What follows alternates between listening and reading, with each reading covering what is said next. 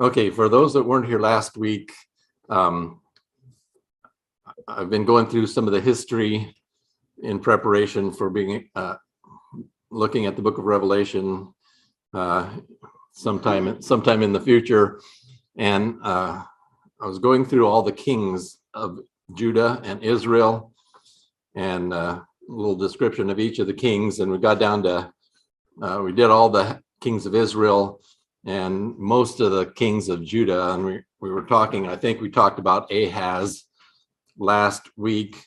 And if you notice, he was, that Jotham was a good king. This guy was not so good. He walked in the ways of the worst kings of Israel. He was a king of Judah, but he was following after the Baal and Moloch worship, which means that, he actually did make his own children pass through the fire. I didn't describe it last week, and I don't know if you're all familiar, but Moloch was a god.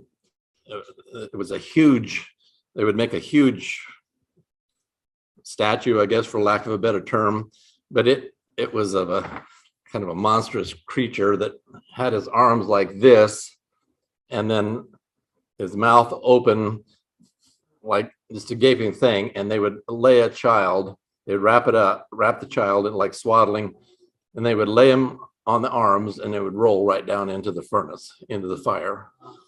And that was sacrificing their children to the god Moloch. So you knew when you did that they were going to die? Oh, yeah. It wasn't like walking through fire and getting out the other side.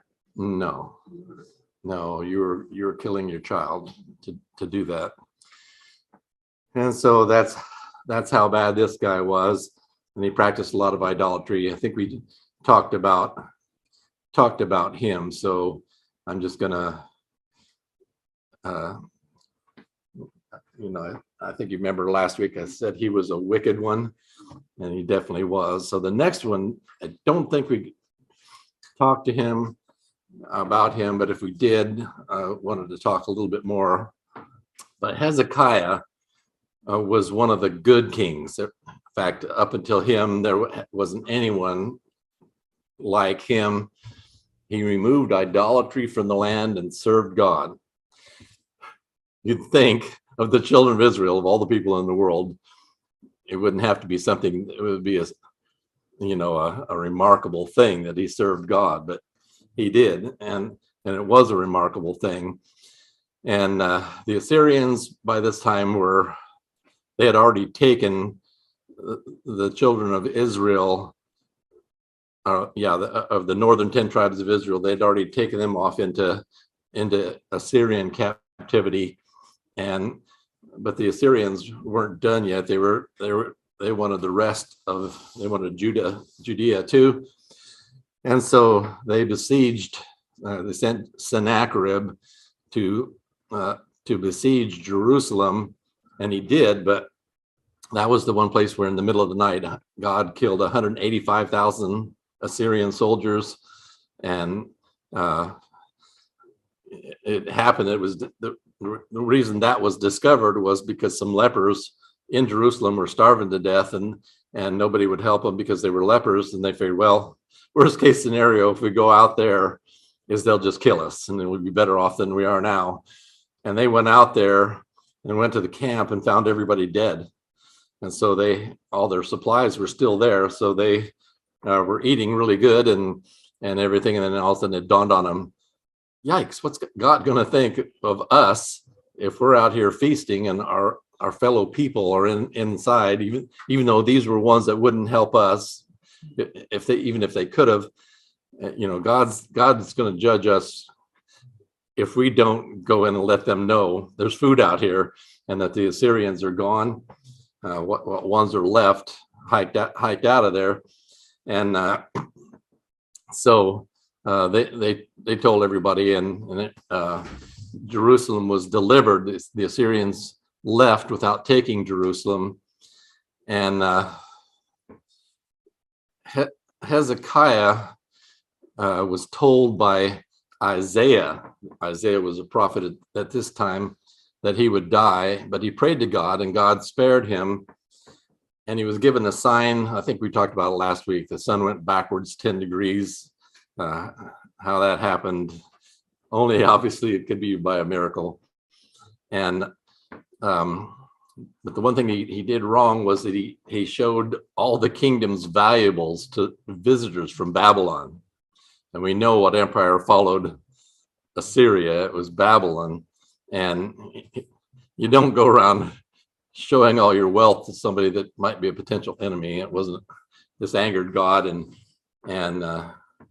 he was told by Isaiah that there was the Babylonian captivity was on its way. It would be coming along before very long. So that was one of the first prophecies of the Babylonian captivity, the children of Judah, kingdom of Judah, being taken into captivity, just like their fellow Israelites from the northern 10 tribes were taken off into Assyria. So I think that's pretty much where we got to last week. The next, this king was extra good. The next king, oh yeah, before we go on, I was talking about the Assyrian general Sennacherib attacking Jerusalem, laying siege to Jerusalem, and then 185,000 men were killed and Jerusalem was spared. Sometime, I think it was in the 1800s, this prism was discovered in the ruins of Assyria, or of Nineveh, the ruins of Nineveh when they excavated there. I'm just going to read what it says here. This six-sided hexagonal clay prism, commonly known as the Taylor prism, or it's also called the Sennacherib prism, was discovered among the ruins of Nineveh, the ancient capital of the Assyrian Empire. It contains the annals of Sennacherib himself, the Assyrian king who had besieged Jerusalem in 701 BC. During the reign of Hezekiah, on the prism, Sennacherib boasts that he shut up Hezekiah the Judahite within Jerusalem, his own royal city, like a caged bird. This prism is among the three accounts discovered so far, which have been left by the Assyrian monarch of his campaign against Israel and Judah. So this is one. It's in the British Museum right now. Sue and I have both seen it. I made sure Sue saw it. She probably didn't care, but for me it was something special to see it. But there's a couple other things. These are direct quotes from Sennacherib prism or the Taylor prism, directly quoting what it says on one of these panels. As for Hezekiah the Jew, who did not submit to my yoke, 46 of his strong walled cities, as well as the small cities in their neighborhood, which were without number, by escalade and bringing up siege engines, himself like a caged bird, I shut up in Jerusalem, his royal city. And then there's one more quote from this as well. As for Hezekiah the Judean, who did not submit to my yoke, I surrounded and conquered. Oh, I guess this one says the same thing. There's more. Yeah, it says, but 46 of his strong walled towns by leveling with battering rams and bringing up siege engines. 200,150 people I brought away from them and counted as spoil. And so he's talking about all the surrounding cities, some of the other cities, and he took a bunch of them away captive, but Jerusalem was spared. But you notice all it says is that Hezekiah, I had him like a caged bird shut up in Jerusalem. He doesn't say anything about why he didn't finish Jerusalem off or anything more. He just said, I had him caged like a bird, man. I'm really strong. But that's verification that the biblical story could be true. Doesn't specifically spell out, yeah, I lost 185,000 soldiers because they just all died right there. He doesn't say that, but what king would? They don't talk about their defeats. They talk about their conquests. anyway, this is, I'm going to show you some more archaeological evidence a little bit later. But anyway, after Hezekiah, the next king was Manasseh. And he followed in the, I guess, I'm just, when I had that red dot going on these last week, was that bothering you, anybody, or was it okay? All right, I'll do it again. It might help somebody. Anyway, he followed in the paths of the former nations of the promised land, like Moab, Ammon, Edom, all their idolatrous stuff. The reason they were kicked out of that area is because of all their idolatry. And so this guy goes back to following their gods. He reinstituted idolatry, including Baal worship. At this point, God decrees the end for Jerusalem. He's saying, okay, I have had enough. The end is coming. That's through Isaiah. Apparently, he persecuted many righteous to death, even his own people. He persecuted, killed them. If you want to read about it, 2 Kings 22:16. And then you'd have to go to some of the other writings of tradition to read more about it. But he was taken captive to Babylon by the king of Assyria. Now that's interesting. The king of Assyria took him to Babylon. And it was just at this point where the Babylonians were just about ready to take over the whole empire, have the empire themselves. They'd end up destroying Nineveh. And so you see from this that the Assyrians were trying to make friends with the Babylonians, but it didn't work out. Anyway, this Manasseh repented. I must have prayed to God over in Babylon, and he was allowed to return to Jerusalem. And there he instituted some reforms. So at least you can say that about the guy. And he was essentially extra bad, but his life was the reverse of everybody else's. Most of them start out good, but ended up being corrupt. This one started out corrupt, but kind of changed at the end. But while he was bad, he was really bad. Okay, the next king after that is Ammon. He did evil after his father, only this guy never repented. He followed in the same paths of all the idolatry and everything, only he never changed his mind. He followed all kinds of idolatry. He was assassinated by his own servants, whom the people then killed his servants for killing the king. And so we've already seen a whole bunch of murderous intrigue going on and everything. So that's no surprise to us. And this guy was the worst. He was just not a good king at all. Then after he was murdered by his own servants, Josiah came in. This guy, Hezekiah, was the best king so far. Josiah, perhaps even better than he was. He was the best king that Judah ever had. He did right all of his life. He began reforms at 16 years old. He was only 8 when he became king. And he was counseled by one of the prophets. And at 16 years old, 16-year-old kid starts doing reforms. He burnt the bones of the false prophets on their own altar. God had prophesied this would happen earlier to those false prophets. And now Josiah fulfills that prophecy. He began the repair of the temple when he was 26 years old. And what's the really interesting part here is the book of the law was found. We're talking the book of the law of Moses, the Pentateuch. It had been stuck in a corner in the temple someplace, and everybody forgot it. Everybody forgot it. Even the king of Israel the king of Judah did not even know it existed. But while they were doing repairs on the temple, and refurbishing. Somebody says, "What's this thing?" And so they brought it to the king. "Look at this, we just found it." And he started reading it, and he was scared to death. What in the world? Why haven't we been doing all this stuff all this time?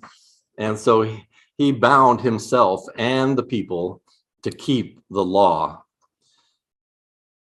And during his reign, we're told that God determines to destroy Judah because of Manasseh, but he's going to defer until after the death of Josiah, because Josiah was really good. I take it that Josiah was not the royal line, he was not the son of Ammon. Yeah. He still continues the dynasty, but he was just I don't know, I think he was Ammon's son. But that's why he took over at such a young age, is because his dad didn't die of natural causes. Anyway, he was king for 31 years, and even though the die was cast for the destruction of Jerusalem, God waited until after Josiah's death. Well, like this says, Josiah purged all the idolatry from Judah. And then Pharaoh Necho from down in Egypt decided to attack Assyria. Well, as you know, if you look on a map, Egypt's down here, Assyria's up here, Judah is right here. And so they marched right straight through Israel, and they met with the Assyrians right at Megiddo and had their battle there. And during that battle, Josiah decided to try to help. I can't remember whether it was Egypt or he sided with one or the other of them, and was mortally wounded, and he died after he got back home. They took him back home to Jerusalem, where he died. So anyway, that's Josiah. He was the best of all the kings, did right his whole life. Found, when that law was discovered, he said, "Lo, we got to keep this." But yeah. Don't you think it's kind of interesting as you go through the line? Personalities of the kings show so clearly. Hezekiah was good, and then Manasseh terrible, and Ammon terrible. Then Josiah was good. So, everybody always says, well, he is his father's son or whatever. But, I think this shows that you have a choice to make what you're going to do. Yeah. And, Josiah and Hezekiah chose well, but very few did. Yeah, and that's a great point. Nobody can claim victimhood based on how they were raised. Right. I mean, obviously it affects you, but you have your choice. And essentially, God has built within all of us a instinctive knowledge that, right and wrong, so to speak. And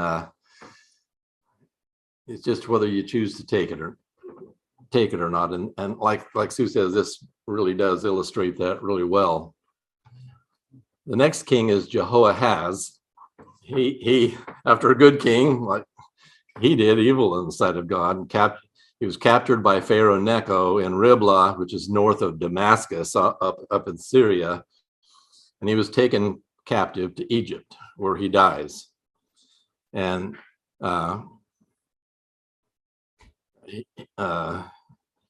notice he reigned for only 3 months. I don't know if you can read this right here, but he only reigned for 3 months. So to get a reputation for doing evil in only 3 months, that makes him a bad one. And he was taken down to Egypt. All these kings like to take spoils, especially kings, so they could, in front of all the people of their nation, they could have them bow down before them and stuff like that. I'm going to show you something in a little bit about that. It's really interesting.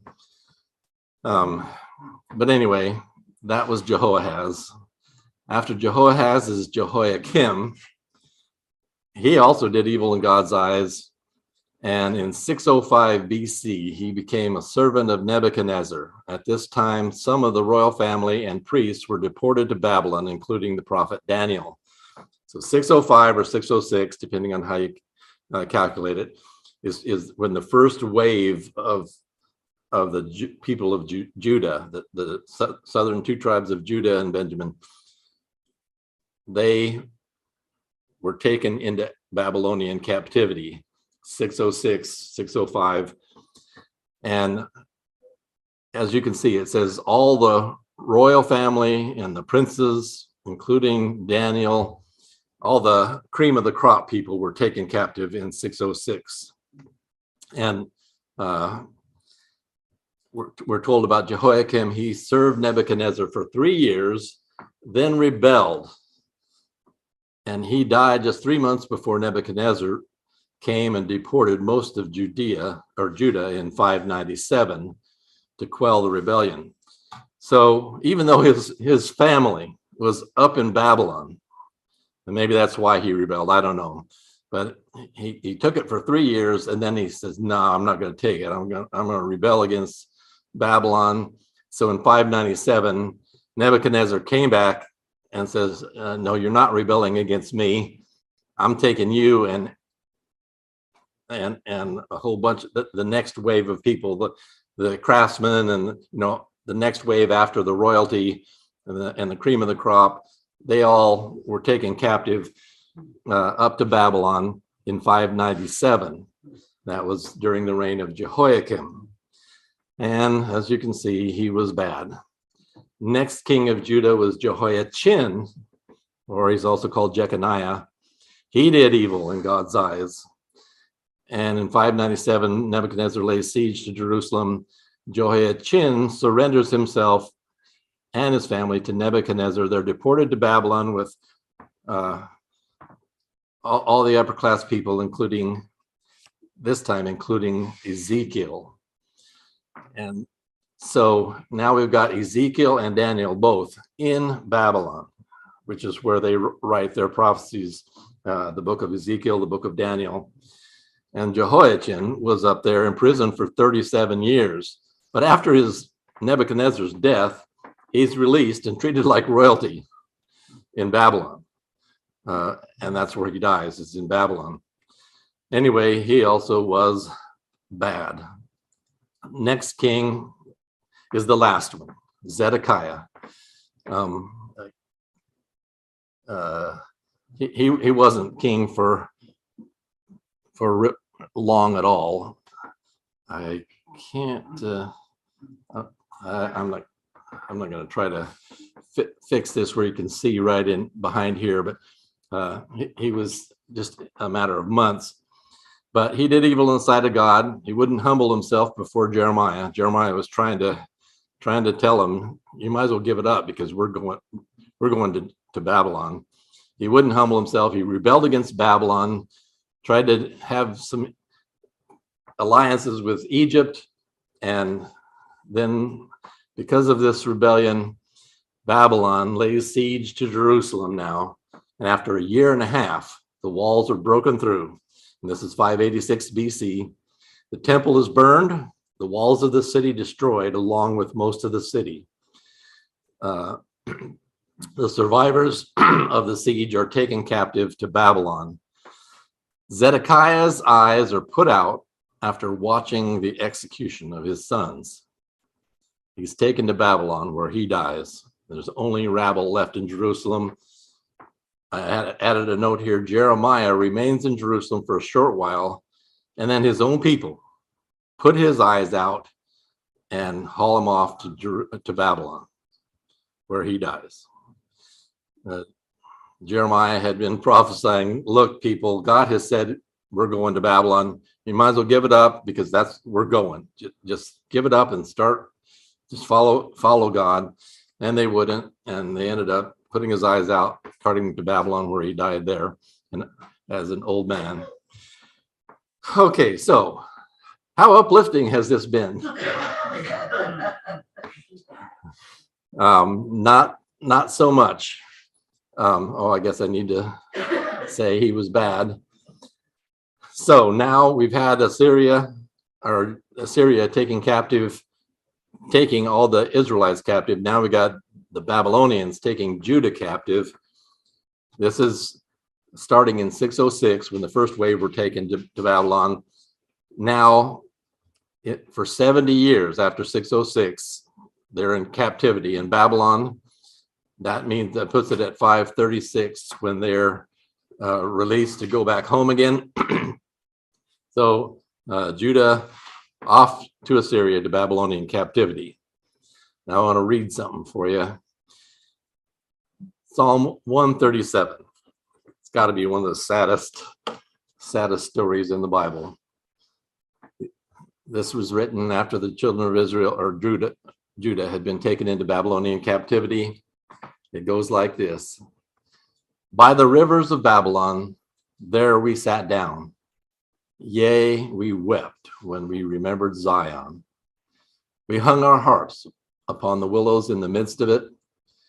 For there, those who carried us away captive asked us for a song. And those who plundered us requested mirth, saying, sing us one of the songs of Zion. How shall we sing the Lord's song in a foreign land?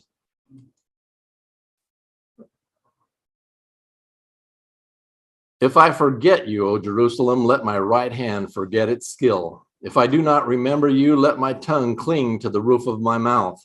If I do not exalt Jerusalem above my chief joy, remember, O Lord, against the sons of Edom, the day of Jerusalem, who said, raise it to its very foundations.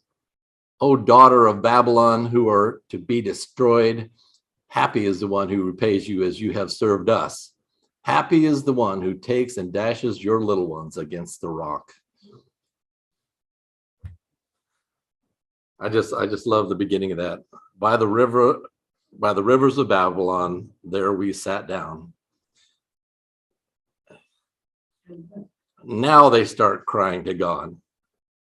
After they refuse, and God says, okay, just like I was done with Israel, I'm done with you guys. You're wiped out. Jerusalem was destroyed 586 BC because for such a long time they had refused to follow God, refused to have God as their God. Is it any surprise to you that in 70 AD, 650 years later, God did the same thing to Jerusalem for the exact same reason? They weren't following him in Jesus's time, and God said, that's enough. And so that's the part I want you to really get when we start studying the book of Revelation, because that's what it is about. All that trouble and all of the things you read about is God talking about it's the end for the nation of Israel. And Jerusalem is going to be destroyed. Jesus prophesied it 40 years before it happened in Matthew 24. So anyway, we'll get to that stuff as we get to it. And so where we are right now, Israel has gone into Assyrian captivity 150 years before Judah went. It was 722 BC that Israel went into captivity, and then Judah starting in 606. So it really wasn't even 150 years. It was more like 115 or something like that years. So now we have both of them in captivity, and this is what it looks like on the timeline. You have the time of the judges over here, and then Israel asked for a king. Then you have Saul, David, and Solomon, And then as soon as Solomon dies, Rehoboam makes a big mistake, and the kingdom is divided because of his poor choice of how to treat the people of his kingdom. And so 10 of the tribes decided to follow Jeroboam. I have these backwards. Rehoboam should be down here. Jeroboam should be up there. Jeroboam led Israel, but as you remember from looking at all this list of kings, every single one of the Israelite kings were bad. So they went off into captivity in 722. Some of the kings of Judah were good. And so God let it go on for a while longer, another 100 years, until 606. And he was done with them. And so the captivities began in 606. And then that lasted for 70 years.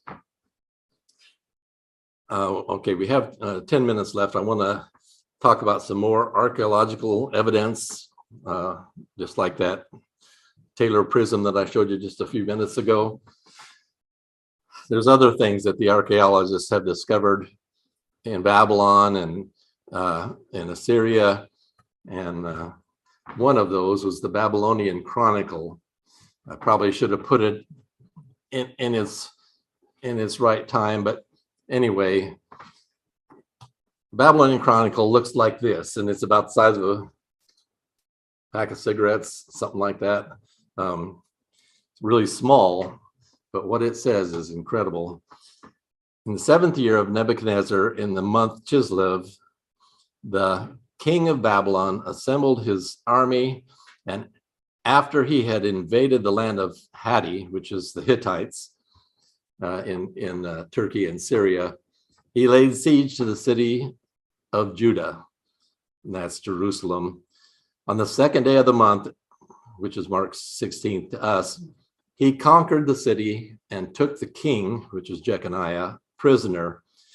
He installed in his place another king, which is Zedekiah, of his own choice. And after he had received rich tribute,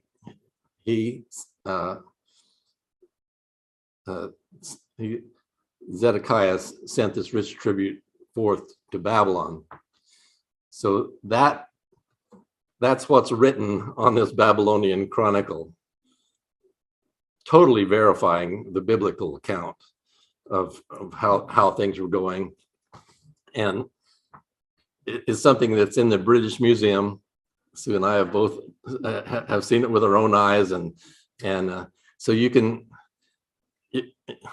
I mean, this is just physical proof outside the Bible, totally outside the Bible, discovered by people that may or may not have cared about the Bible that much. They just cared about archaeology and finding out what had happened in Babylon, and they found this. Well, they also in Babylon found this. This was much later, after the Babylonians had been conquered by the Medo-Persians. Cyrus was a Persian king, and this is called the Cyrus cylinder, and it's the entire cylinder. You can't tell by looking at it, but it's round. If you look at it from the end, it's a cylinder, and if you roll it, you can just read everything that's on here. And one of the things that Cyrus says is it's written on this Cyrus cylinder is, I collected together all the people and returned them to their settlements, and the gods of the land of Sumer and Akkad, and which Nabonidus, who was a Babylonian king, to the fury of the Lord of the gods, had brought to Shuana, which is Shushan of the Bible, at the command of Marduk, which is a Babylonian god, the great Lord, I returned them unharmed to their cells in the sanctuaries that make them happy. Cells just meaning their dwelling place. May all the gods that I return to their sanctuary every day before Marduk and Nabu ask for a long life for me and mention my good deeds. And so Cyrus is saying, I let everybody go back. Well, guess who let the children of Israel, or the kingdom of Judah, at the end of the 70 years Babylonian captivity, guess who it was that let him go back? It was Cyrus. And so again, outside the Bible, the same thing is said that the Bible says. This was buried for from around 500 BC until the 1800s. So it was buried for more than 2,000 years, dug up and verifying the biblical account.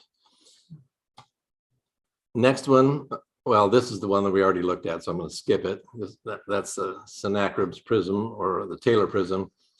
This is one I really like. It's also in the British Museum.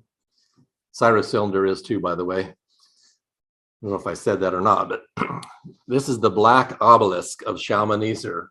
It's a big granite obelisk. Well, it's not that big, actually. It probably stands about this tall, and it's probably about this big. It's square.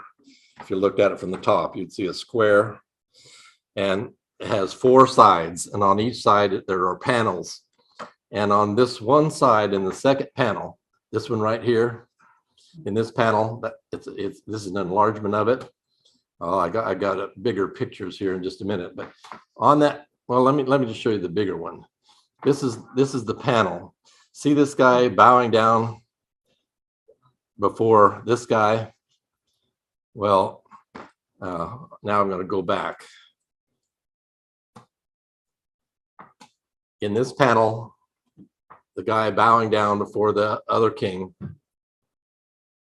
Second register from the top includes the earliest surviving picture of an Israelite. The biblical Jehu. I don't know if you remember king of Judah, Jehu, the king of Israel, brought or sent his tribute in around 841 BC. Ahab, the son of Omri, you remember those 2 names from going through that list. Ahab, the son of Omri, king of Israel, had lost his life in battle a few years previously, fighting against the king of Damascus at Ramoth Gilead. His second son, Joram, was succeeded by Jehu, a usurper. I don't know if you remember, Jehu was sent by God, actually, because God orchestrated it, and he killed both the king of Israel and the king of Judah. Anyway, he broke the alliances with Phoenicia and Judah, submitted to Assyria. The caption above the scene, written in Assyrian cuneiform, can be translated.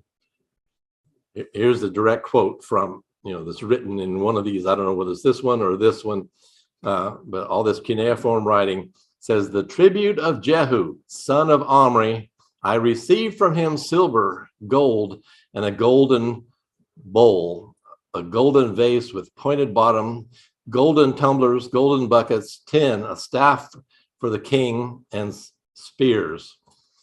And so this is the black obelisk of Shalmaneser. So this king right here is Shalmaneser, the Assyrian king.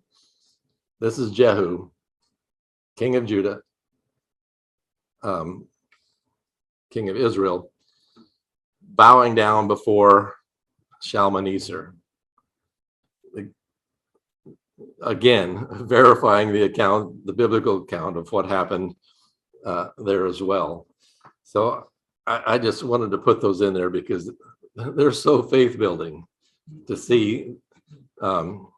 This was from back before 722. So now we're talking about another 100 years besides what the other ones were, as far as how long they were in the ground and then discovered and proving. I mean, this is specific. It names Jehu and has him bowing down. That I said before, like that one king, which one was it, Manasseh? Whichever one was taken down to Egypt. That's why they took him down, to do this, to bow, so that everybody could see, oh, this guy conquered this king, and now he's bowing down before it. They could see it with their own eyes and be very impressed with their king. And the king would get great adulations for doing that.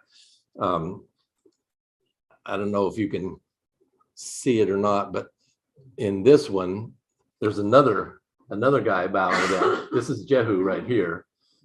And this one, there's another one bowing down, another king from someplace. And anyway, that's the way they did stuff. Well, we're a little bit. Well, I guess let's look at this, get the finality of it. A couple things. This is the divided kingdom has come to an end for both Israel and the Assyrian captivity, and Babylon and Judah going off into Babylon captivity for 70 years. And then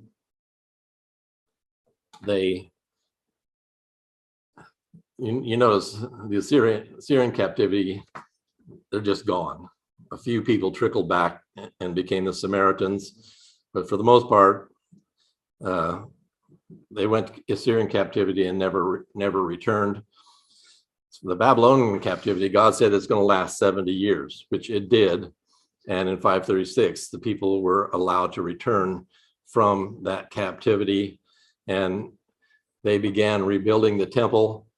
And as we're going to see next week, a couple of the prophets, and a couple of the writers, Ezra and Nehemiah, are dealing with the rebuilding of Jerusalem and the temple, and other prophets like Zechariah, and I can't remember which other ones right now. Malachi were prophesying during this time here, and then you come to a period of silence. It's about 400 years of silence before Jesus arrives on the scene, and activity begins up again as far as the scriptures are concerned. So next week we're gonna look at the prophets a little bit and find out where they fit in each place as we go along. As far as the Revelation study that we're going to have, it's important to understand Daniel and Isaiah, especially what was going on in their life, what was going on in Israel during their lives, and you'll understand their prophecies much better having had the historical background. So that's next week. Anybody have any questions or okay? The silence for 400 years, what transpired between that 400? This was the end of the captivity, but Well, were they just rebuilding and following God? Or? Yeah, I'll tell you briefly, and then we're going to talk about it more a little bit later.